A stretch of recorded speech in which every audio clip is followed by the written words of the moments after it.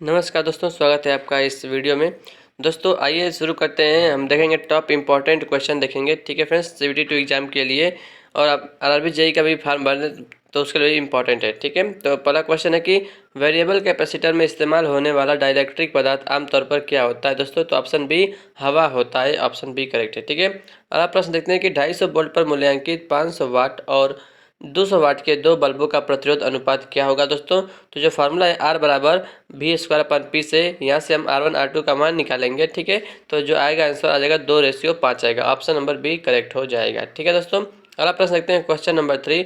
किसी कंडक्टर में किसकी वजह से इलेक्ट्रिक करंट गुजरने पर ऊष्मा उत्पन्न होती है? तो दोस्तों ऑप्शन डी करेक्ट है, रजिस्टेंस की वजह से जो है ऊष्मा उत्पन्न होती है, क्योंकि जो फार्मूला होता है हीट वाला, हीट एनर्जी का, H बराबर होता है I²RT, ठीक है। तो जो हीट होता है वो करंट के स्क्वायर के डायरेक्टली प्रोपोर्शनल होता है, रेजिस्टेंस के भी डायरेक्टली प्रोपोर्शनल होता है, ठीक है फ्रेंड्स। तो याद रखिएगा कि ऑप्शन डी यहाँ पे इसमें जो रेजिस्टेंस सही जवाब हो जाएगा, ठीक है। अगला प्रश्न, इनमें से कौन सा डिवाइस चुंबकीय फील्ड के रूप में ऊर्जा जो है संग्रहित करता है? चुंबकीय फील्ड के रूप में करता है, ऑप्शन सी इंडक्टर, ठीक है दोस्तों। और जो इसका इंडक्टर का जो फार्मूला होता है 1/2 Li² होता है, ठीक है ना। जो संग्रहित ऊर्जा का फार्मूला होता है 1/2 Li²। कैपेसिटर का होता है दोस्तों 1/2 CB², ठीक है। ट्रांजिस्टर जो है ऑप्शन डी वाला है वो एक्टिव एलिमेंट है, ठीक है। जो रजिस्टर, कैपेसिटर और इंडक्टर तीनों पैसिव एलिमेंट है, ठीक है। अगला क्वेश्चन दोस्तों, फ्यूज वायर का मूल्यांकन यानी कि रेटिंग किसके संदर्भ में किया जाता है दोस्तों? तो ऑप्शन डी एम्पियर के रूप में किया जाता है, ठीक है। जो ऑप्शन ए है एम्पियर घंटा, ये बैटरी का जो है दक्षता होता है, बैटरी का एम्पियर हावर में रेटिंग होती है। और एम्पियर वोल्ट शक्ति का इकाई है और किलोवाट हावर जो है वो ऊर्जा का, ठीक है। अगला क्वेश्चन है कि किसी सर्किट में 33 ओम का रजिस्टर 2 एम्पियर की धारा ले रहा है, तो पूरे रजिस्टर में वोल्टेज कितना होगा? तो 33 × 2 V बराबर IR से निकालेंगे तो 66 वोल्ट इसका राइट आंसर हो जाएगा, ठीक है। अगला प्रश्न है कि इनमें से कौन सा कथन एक सीरीज और समानांतर डीसी सर्किट दोनों के लिए सही है? तो ऑप्शन डी पावर संयोजक होते हैं, ठीक है। अगला प्रश्न है कि अगर 0.2 ओम प्रतिरोध के एक वायर कंडक्टर की लंबाई दोगुनी कर दी जाती है तो इसका प्रतिरोध हो जाता है दोस्तों। देखिए, तो कह रहा है कि दोगुनी करेंगे तो जो प्रतिरोध है वो भी दोगुना हो जाएगा। तो 0.2 में हम 2 से गुणा करेंगे तो 0.4 ओम आएगा, ऑप्शन ए वाला, ठीक है। अगर कहता है कि खींच कर दोगुना किया जा रहा है दोस्तों, तब जो है इसका जो प्रतिरोध होता है वो 2 का स्क्वायर यानी कि 4 गुना हो जाता है, ठीक है ना। तो 4 से गुणा करना पड़ता है इसमें, तो 0.8 ओम आता सी वाला, ठीक है। आगे बढ़ते हैं। अगर एक कांच की छड़ और रेशम के कपड़े के टुकड़े को एक साथ रगड़ा जाता है तो कांच की छड़ का रेशम के कपड़े में हस्तांतरित करती है, तो ऑप्शन बी इलेक्ट्रॉन हस्तांतरित करती है, ठीक है। अगला प्रश्न है, एक ही विद्युतीय प्रतिरोध के लिए एक समान अनुप्रस्थ काट वाले एक कॉपर कंडक्टर की तुलना में एक एल्युमिनियम कंडक्टर का वजन होता है 50% होता है, ठीक है। तो एल्युमिनियम की जो चालकता है वो कॉपर की तुलना में 60% होता है। आगे बढ़ते हैं। एक नारंगी काला भूरा बैगनी रंग का रजिस्टर जो है रेजिस्टेंस कितना होगा उसका? तो 3.3 किलो ओम होगा, ठीक है। इसको मतलब निकाल लीजिएगा। नीचे दिए गए जो है चित्र इनमें से कौन से संगठक का एक मानक संकेत है? तो जो चित्र यहाँ पे बनाया गया है, ठीक है, जो ये वाला चित्र देख रहे हैं ऊपर वाला, यही फिगर था। तो LDR का है, ऑप्शन ए वाला लाइट डिपेंडेंट रजिस्टर का ये जो है फिगर है, ठीक है। अब क्वेश्चन है कि एक बंद सर्किट में बैटरी के दो टर्मिनलों के बीच विभव के अंतर को बैटरी का क्या कहा जाता है? तो टर्मिनल वोल्टेज कहा जाता है। अगला प्रश्न है, एक रियोस्टेट का इनमें से कौन सा पहलू पोटेंशियोमीटर से अलग है? तो ऑप्शन बी, इसमें उच्च वोल्टेज वाटेज रेटिंग होती है, ठीक है।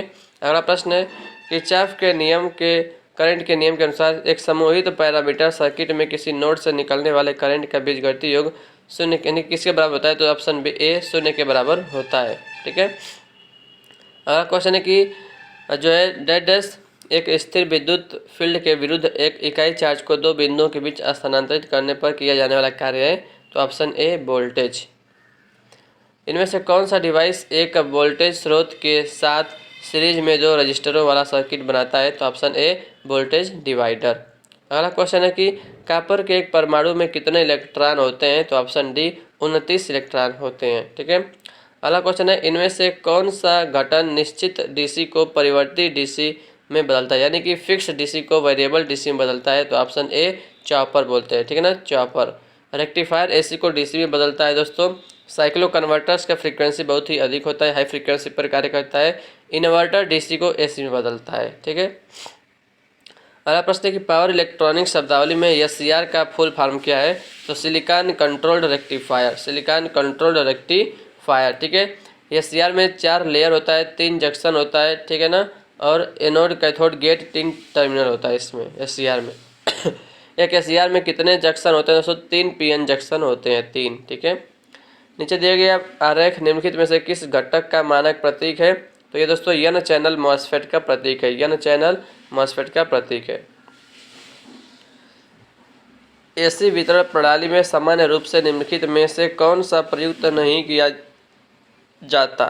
ठीक है, कौन सा नहीं प्रयुक्त किया जाता? तो ऑप्शन नंबर डी वाला जो है कह दिया कि एक फेज 4 वायर सिस्टम, तो ये प्रयोग नहीं किया जाता है, ठीक है।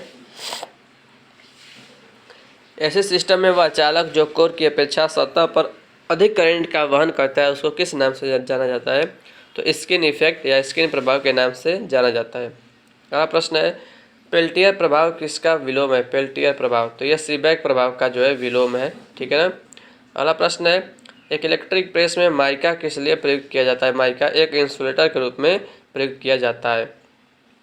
यदि एक चल लव उपकरण को एक एमीटर के रूप में प्रयुक्त किया जाना है तो कॉइल में क्या करना पड़ेगा? तो कॉइल में मोटी तार के टर्न्स की कम संख्या होती है, ठीक है। तो कॉइल में मोटी तार के टर्न्स की कम संख्या होती है। एक अस्थायी चुंबक चल कॉइल को उपकरण में विक्षेपण टार्क किसके सीधे समानुपाती होती है? तो ऑप्शन डी इन सभी के। वायु अंतराल में फ्लक्स घनत्व, तार के टर्न्स की संख्या और कॉइल में से होकर गुजरने वाला करंट, और सी प्रभावित कॉइल क्षेत्र, ठीक है। तो ऑप्शन डी करेक्ट है ये सभी।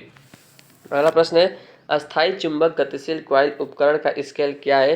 तो ऑप्शन ए यूनिफॉर्म है, ठीक है, पीएमएमसी का यूनिफॉर्म होता है।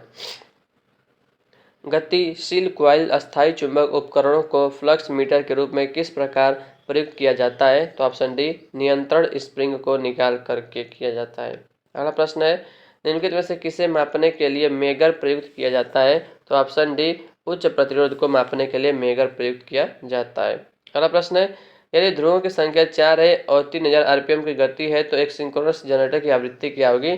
तो फार्मूला होता है एफ बराबर एन पी अपान 120 से निकालेंगे तो 10 हर्ट्ज इसका राइट आंसर आ जाएगा। अगला प्रश्न है 6 ध्रुव सिंक्रोनस अल्टरनेटर के एक परिक्रमण में से होकर गुजरी हुई इलेक्ट्रिकल डिग्रीज की संख्या क्या है? तो ऑप्शन नंबर डी 1080। 180 में 6 पोल से हम गुणा कर देंगे तो आ जाएगा 1080। अगला प्रश्न है फ्लेमिंग का दाएं हाथ का नियम बिजली के एक जनरेटर में क्या पता लगाने के लिए लागू किया जाता है? तो ऑप्शन नंबर सी प्रेरित ईएमएफ की दिशा। अगला प्रश्न है दोस्तों एक अल्टरनेटर के रोटर में डीसी आपूर्ति के लिए स्लिप रिंग होते हैं, कितने होते हैं? ऑप्शन बी 2 स्लिप रिंग होते हैं। अगला प्रश्न है एक अल्टरनेटर के संबंध में निम्नलिखित में से कौन सा गलत कथन है? ठीक है, तो यह स्टेटर से आपूर्ति लेता है, तो ये गलत है, ठीक है ना। ऑप्शन नंबर 37 क्वेश्चन नंबर 37 है इंडक्शन मोटर किस सिद्धांत पर काम करता है? तो ऑप्शन बी इलेक्ट्रोमैग्नेटिक प्रेरण के सिद्धांत पर कार्य करता है, और बैटरी रासायनिक प्रभाव पर जो है कार्य करता है, और तापन प्रभाव ये हीटर और एमसीबी के लिए सिद्धांत है, ठीक है।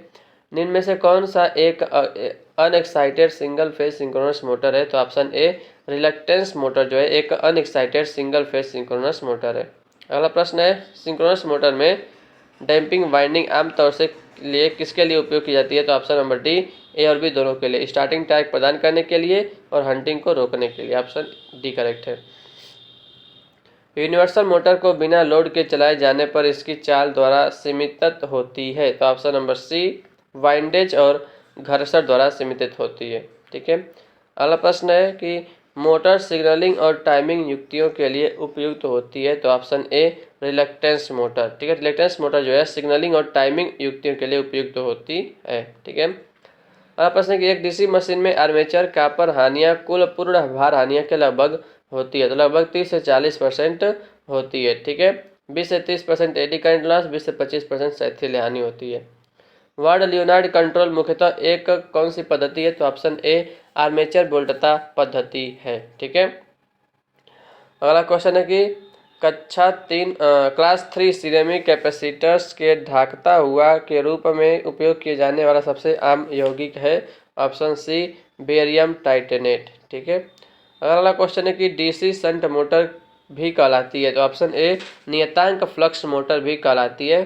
कांस्टेंट फ्लक्स मोटर भी कहलाती है। ठीक है, डीसी शंट मोटर। अगला प्रश्न है कि यदि ई डीसी मोटर का बैक ईएमएफ है और भी टर्मिनल वोल्टेज है तो अधिकतम शक्ति की स्थिति में होगी। तो ऑप्शन नंबर सी ई बराबर V/2 होगी। ठीक है ना। अगला प्रश्न है यदि एक डीसी मोटर की लोड रहित चाल 1350 आरपीएम है, फुल लोड पर चाल जो है 1150 आरपीएम है, तो इसकी वोल्टता नियमन यानी वोल्टेज रेगुलेशन होगा। तो आप यहाँ से इसको निकाल लेंगे दोस्तों। ठीक है ना। No load voltage minus full load voltage अपन फुल लोड वोल्टेज गुणे 100, यहाँ से आप निकालेंगे दोस्तों तो आंसर रहेगा 400/21% आएगा। ठीक है, 400/21 जो काटेंगे दोस्तों। ठीक है, तो 21 से कम 21, इसमें बताता हूँ ऑप्शन में से। तो 21 से 19 बचा 219, 190। ठीक है, 21 नवा 198 होता है, तो जाएगा 8 बढ़ जाएगा, तो लगभग 18 पॉइंट कुछ आएगा दोस्तों। ठीक है, तो इसमें से मुझे लग रहा है कि नहीं दिया है। ठीक है ना। तो 21 से कम 21 बचा दोस्तों 19 बचा, तो 90 190 हो गया। तो 21 नवा 198 होता है ना, 21 नवा। और तो उसके बाद 21 बट्ठे 8 के बाद 2 16 168 होता है। ठीक है, तो यही आएगा, मुझे लग रहा है कि 18 दशमलव कुछ आएगा। ठीक है, यहाँ से देख लीजिएगा। एक डीसी सीरीज मोटर की स्पीड आर्मेचर करंट विशेषता होती है। ठीक है, तो ऑप्शन नंबर देखिए यहाँ से ऑप्शन ए आयताकार अति परवलयी। ठीक है ना, ऑप्शन ए करेक्ट है। उसके बाद देखते हैं दोस्तों कौन सी डीसी मोटर सेंट्रीफ्यूगल पंपों में अनुप्रयोग हेतु उपयुक्त होती है। तो option number A shunt motor. Shunt motor का प्रयोग दोस्तों बहुत जगह करते हैं। ठीक है ना, फ्लाई व्हील में करते हैं, लेथ मशीन में, लकड़ी के औजार टूल वाले मशीन में करते हैं। ठीक है, और कम्युलेटिव कंपाउंड मोटर का प्रयोग एलिवेटर में करते हैं। सीरीज मोटर का प्रयोग दोस्तों हम हाई स्टार्टिंग टायर का जहाँ ऊपर मतलब चाहिए हमें, हम वहाँ पर प्रयोग करते हैं, जैसे क्रेन में, लिफ्ट में। ठीक है ना, ट्रैक्शन में हम जो है इसी का सीरीज मोटर का प्रयोग करते हैं। अगला प्रश्न है डीसी शंट मोटर में चाल नियंत्रण के लिए आर्मेचर वोल्टता नियंत्रण पद्धति अथवा रियोस्टेटिक नियंत्रण पद्धति में परिवर्तनीय प्रतिरोध होता है, तो कितना होता है। ऑप्शन ए दोस्तों, ऑप्शन ए आर्मेचर के साथ श्रेणी क्रम में जुड़ा होता है। ठीक है फ्रेंड्स, आर्मेचर के साथ श्रेणी क्रम में जुड़ा होता है। ठीक है ना। तो फ्रेंड्स इस वीडियो में हमने देखा टॉप 50 क्वेश्चन। ठीक है, और नेक्स्ट वीडियो में हम देखेंगे अगले 50 क्वेश्चन इंपॉर्टेंट। ठीक है फ्रेंड्स, तो कैसा लगा आपको वीडियो कमेंट करके बताइएगा। वीडियो अच्छा वीडियो को लाइक करेगा, चैनल पर नए चैनल को सब्सक्राइब करेगा। ठीक है दोस्तों, तो मिलते हैं आपसे अगले वीडियो में, तब तक के लिए जय हिंद, नमस्कार, जय हिंद, जय भारत, वंदे मातरम।